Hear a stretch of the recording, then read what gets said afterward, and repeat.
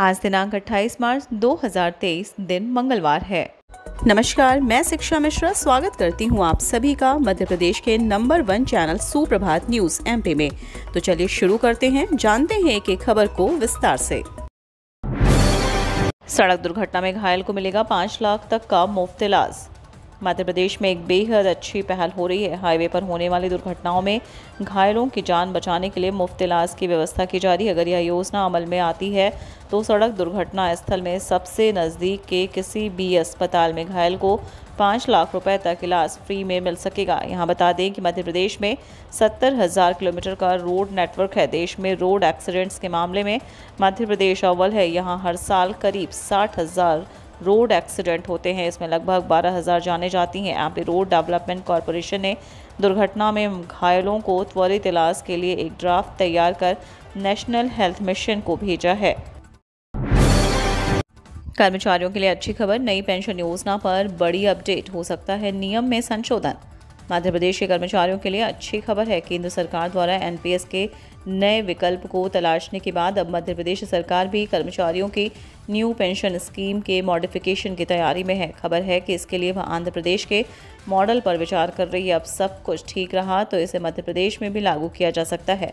दरअसल एक तरफ कर्मचारियों को जहां केंद्र सरकार ने एनपीएस में नए विकल्प तलाश करने का भरोसा दिलाया है, संभावना है कि केंद्र सरकार आंध्र प्रदेश का मॉडल लागू करे। वहीं केंद्र के इसके संकेत के बाद मध्य प्रदेश में भी एनपीएस में विकल्प को लेकर सुगबुगाहट शुरू हो गई है। खबर है कि राज्य सरकार आंध्र सरकार से एनपीएस का फॉर्मूला मांग रही है। वित्त विभाग के सूत्रों की माने तो एनपीएस को लेकर आंध्र सरकार फॉर्मूला पूछा जा रहा है। वहां से जानकारी आने के बाद उस पर मंथन होगा और निर्णय लिया जाएगा। आगामी चुनाव पर फोकस, अधिकारियों बीएलओ को मिले ये निर्देश। इन युवाओं का भी जुड़ेगा वोटर लिस्ट में नाम। मध्य प्रदेश में होने वाले आगामी चुनाव को लेकर राज्य निर्वाचन आयोग ने तैयारियां शुरू कर दी हैं।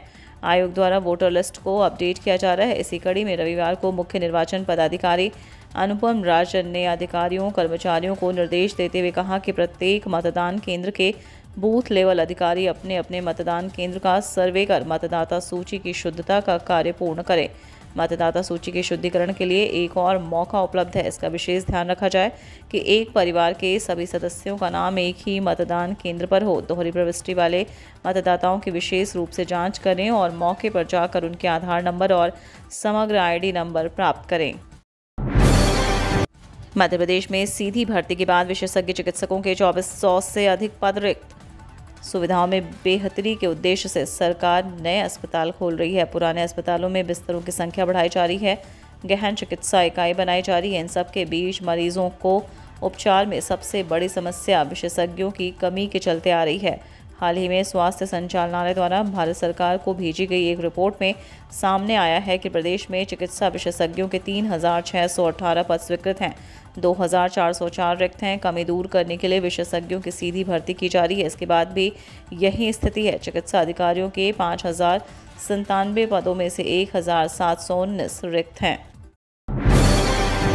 शिवराज सरकार का बड़ा फैसला, एमपी के सभी विश्वविद्यालयों में खुलेंगे पुस्तक बिक्री केंद्र।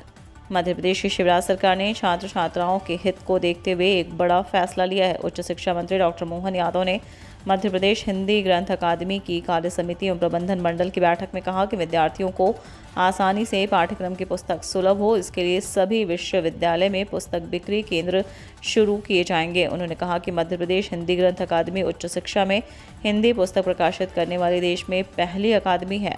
मंत्री डॉक्टर यादव ने निर्देश दिए कि नवीन शैक्षणिक सत्र में भी उच्च शिक्षा विभाग ने अनुसूचित जाति और जनजाति के विद्यार्थियों को पुस्तक सप्लाई करने का आदेश अप्रैल-मई तक जारी करे। चुनावी वर्ष में कॉलेजों के माध्यम से युवाओं को जोड़ेगा भारतीय जनता युवा मोर्चा। चुनावी वर्ष में युवाओं को रिझाने में भारतीय जनता युवा मोर्चा कोई कसर नहीं छोड़ना चाहता।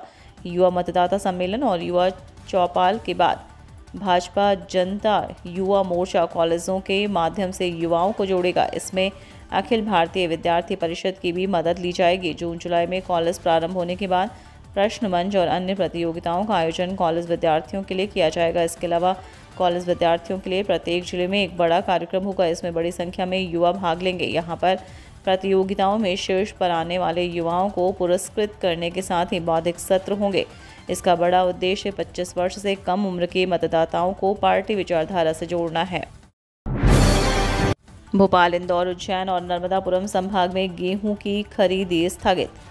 इंदौर, भोपाल, उज्जैन और नर्मदापुरम संभाग में गेहूं की खरीदी स्थगित कर दी गई है। इस संबंध में जारी आदेश के अनुसार 28 मार्च से 31 मार्च तक गेहूं की खरीदी स्थगित की गई है। बताया गया कि खरीदी केंद्रों पर नमी वाला गेहूं पहुंच रहा था, इस वजह से खरीदी को स्थगित करना पड़ा। अधिकारियों के अनुसार नमी वाले गेहूं के कारण गुणवत्ता मानकों का पालन नहीं हो पा रहा था। उल्लेखनीय है कि गेहूं की खरीदी 25 मार्च से आरंभ की गई थी। अधिकारियों ने बताया कि गेहूं की खरीदी स्थगित करने के संबंध में राज्य शासन ने आदेश जारी कर दिए हैं। तकनीकी शिक्षा विभाग के शिक्षकों को आईआईटी इंदौर से पीएचडी कराएगी मध्य प्रदेश सरकार। तकनीकी शिक्षा विभाग के शिक्षकों को अब पीएचडी करने के लिए अध्ययन अवकाश लेने की आवश्यकता नहीं होगी। वे बिना अवकाश लिए अपनी पीएचडी पूरी कर सकेंगे। शिक्षकों के अध्ययन अवकाश के बढ़ते आवेदनों को देखते हुए तकनीकी शिक्षा विभाग ने व्यवस्था की है। इसके लिए विभाग ने आईआईटी इंदौर से अनुबंध किया है। न्यूनतम शुल्क लेकर शिक्षकों को पीएचडी की डिग्री कराई जाएगी। यह प्रयोग मध्य प्रदेश के किसी विभाग में पहली बार होने जा रहा है। शिक्षक ग्रीष्मकाल के अवकाश में पढ़ाई कर सकेंगे। अभी शिक्षकों के अध्ययन अवकाश पर जाने के कारण कॉलेजों में शिक्षकों की कमी होती है, लेकिन इस व्यवस्था से इंजीनियरिंग एवं पॉलिटेक्निक कॉलेजों में ना ही शिक्षकों की कमी होगी और ना ही पढ़ाई प्रभावित होगी। महिला एवं बाल विकास के अधिकारी कर्मचारियों ने निकाली रैली, किया कलेक्ट्रेट का घेराव। सतना में महिला बाल विकास विभाग के संयुक्त मोर्चा संघ के 5000 अधिकारियों एवं कर्मचारियों ने शहर में रैली निकाली और कलेक्ट्रेट का घेराव भी किया, जिसमें सतना कलेक्टर को मुख्यमंत्री के नाम ज्ञापन भी सौंपा है। हजारों की संख्या में प्रदर्शन कर रहे संयुक्त मोर्चा के ये अधिकारी कर्मचारी कलेक्ट्रेट पहुंचकर जमकर नारेबाजी की और कलेक्ट्रेट गेट पर थाली बजाकर अपना विरोध दर्ज कराया। अपनी मांगों को लेकर यह संगठन लगातार हड़ताल में है। वहीं लाडली बहना योजना की ऑनलाइन फीडिंग का काम 25 मार्च से शुरू होना था। इस हड़ताल के कारण सारे कैंप सूने पड़े हैं। गौरीशंकर बीसेन ने कहा, ओबीसी को अधिक प्रतिनिधित्व को लेकर जल्द ही राष्ट्रीय संगोष्ठी होगी।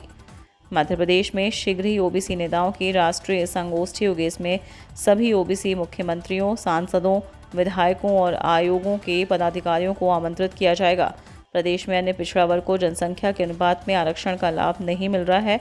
संगोष्ठी में हम इस बात को लेकर मंथन करेंगे कि इस वर्ग को ज़्यादा से ज़्यादा प्रतिनिधित्व कैसे मिल सकता है।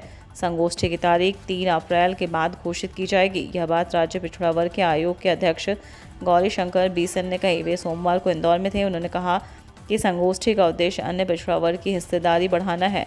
हम इस बात पर मंथन करेंगे कि अन्य पिछड़ा वर्ग के किसी विद्यार्थी को कैसे और क्या शासकीय सुविधाएं मिल सकती हैं। प्रभारी मंत्री की शिकायत पर कलेक्ट्रेट ने कराई जांच, सीएम ने जताई नाराजगी। बड़वानी जिले में जल जीवन मिशन के काम में हुई गड़बड़ियों की प्रभारी मंत्री ने शिकायत की, लेकिन कलेक्टर ने जांच नहीं कराई। इस पर नाराजगी जाहिर करते हुए मुख्यमंत्री शिवराज सिंह चौहान ने कहा कि कलेक्टर कार्यों को देखें कि प्रभारी मंत्री के निर्देश का अक्षरशः पालन हो। धार जिले की समीक्षा के दौरान घटिया काम करने वाले ठेकेदारों का भुगतान रोकने के उन्हें निर्देश भी दिए गए। सीएम ने समय सीमा में सारे काम पूरे करने के निर्देश दिए और कहा कि 1 महीने बाद वे फिर समीक्षा करेंगे। तब ढिलाई पाई गई तो अधिकारी या ठेकेदारों दोनों पर ही कार्रवाई हुई। बैठक में एक बड़ी कंपनी के कामकाज को लेकर भी सीएम नाराज हुए। अमित शाह और जेपी नड्डा के दौरे के बाद शिवराज मंत्रिमंडल के विस्तार पर नजर। केंद्रीय गृह मंत्री अमित शाह और भारतीय जनता पार्टी के राष्ट्रीय अध्यक्ष जेपी नड्डा के मध्य प्रदेश दौरे के बाद अब सभी की नज़र शिवराज मंत्रिमंडल के विस्तार पर टिक गई है। विधानसभा का बजट सत्र भी खत्म हो चुका है। अब विधानसभा चुनाव को बमुश्किल 7 महीने का समय बचा है। ऐसे में लंबे समय से टलते आ रहे मंत्रिमंडल विस्तार की प्रबल संभावनाएं हैं। मंत्रिमंडल में फिलहाल भौगोलिक और जातिगत समीकरण भी बिगड़े हुए हैं। कांग्रेस से आए नेताओं के कारण ग्वालियर चंबल अंचल का सरकार में बोलबाला है। पार्टी भी चाहती है कि संतुलन बनाया जाए। इधर मंत्री पद पाने वाले नेताओं को भी अब इंतजार भारी पड़ रहा है। ऐसे में उम्मीद है कि आने वाले माह में मंत्रिमंडल विस्तार को लेकर कोई फैसला हो जाए। भाजपा के आक्रामक होते ही घर बचाने में जुटे कमलनाथ व नकुलनाथ। पिछले 40 साल से कांग्रेस का गढ़ बने छिंदवाड़ा में भाजपा के आक्रामक होते ही पूर्व मुख्यमंत्री कमलनाथ और सांसद नकुलनाथ अपना घर बचाने में जुट गए हैं। पहले गाहे बिगाहे छिंदवाड़ा आने वाले कमलनाथ ने भी यहां दौरे बढ़ा दिए हैं। वे यहां प्रवास भी करने लगे हैं। केंद्रीय गृह मंत्री अमित शाह के एक दिवसीय प्रवास के ठीक पहले 19 से 22 मार्च तक वे जिले में ही रहे। उन्होंने कार्यकर्ताओं की बैठक ली। उन्होंने सौंसर विधानसभा क्षेत्र में बड़ी सभा भी की। अब 30 मार्च को नकुलनाथ छिंदवाड़ा पहुंचे और आंचल कुंड में दादाजी के दरबार में भी पहुंचे। शाह ने भी आदिवासियों के इस तीर्थ में माथा टेका था। कृषि विभाग ने किसानों से नरवाई नहीं जलाने की अपील की। जिले में रबी की फसल गेहूं की कटाई की जा रही है। ऐसे में कृषि विभाग ने किसानों से नरवाई नहीं जलाने की अपील की, जिससे पर्यावरण को नुकसान ना हो और आसपास लगी फसल आग की चपेट में न आए।